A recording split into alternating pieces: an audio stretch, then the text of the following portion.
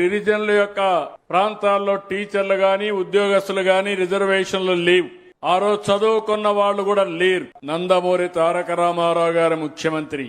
ఆయన ఒకటే ఆలోచించాడు, మా గిరిజన పిల్లలు చదువుకోలేదు, చదువుకోకపోతే ఉద్యోగాలు ఇవ్వడానికి వీలు లేదా, అవసరమైతే BA పాస్ అయితే BEd లేకపోయినా పర్వాలేదు, లేకుంటే BA డిగ్రీ లేకపోతే ఇంటర్మీడియట్ పాస్ అయిన వాళ్ళకి ఇస్తా, ఆ తర్వాత చదువుకుంటారని మొట్టమొదటిసారిగా గిరిజన ప్రాంతంలో టీచర్ ఉద్యోగాల్ని గిరిజనులకు రిజర్వ్ చేసిన వ్యక్తి ఎన్టీ రామారావు గారు. మళ్ళా కాంగ్రెస్ వచ్చింది. ఆ సమయంలో కోర్టుకు పోతే అది కొట్టేసే పరిస్థితికి వచ్చారు. నేను మళ్ళీ 1/1/2000 దగ్గర మీరు గుర్తుపెట్టుకోవాలి. దానిపైన ప్రత్యామ్నాయ జీవో ఇస్తే అక్కడి నుంచి 98లో సుప్రీంకోర్టులో మళ్లీ లేనిపోని సమస్యలు వచ్చాయి. నేను వస్తానే ఆలోచించాను. ఆ రోజు ఆలోచించి 100% గిరిజన పిల్లలకే ఇక్కడ ఉద్యోగాలు ఇవ్వాలని రాజ్యాంగంలో ఉండే 5th షెడ్యూల్ 5.1 ఆధారంగా ఇస్తూ అందులో 33% ఆడబిడ్డలకు కూడా రిజర్వేషన్లు కల్పించాను.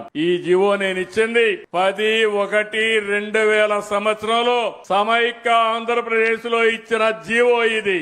ఆ తర్వాత కొంతమంది కోర్టుకు వెళ్లారు. కోర్టుకు వెళ్లిన తర్వాత మీరు ఒకసారి చూస్తే ఇటీవల కాలంలో దీన్ని సరిగా ఆర్గ్యూ చేయలేక 2020 ఈ జీవోను సుప్రీంకోర్టు కొట్టేసే పరిస్థితి వచ్చింది.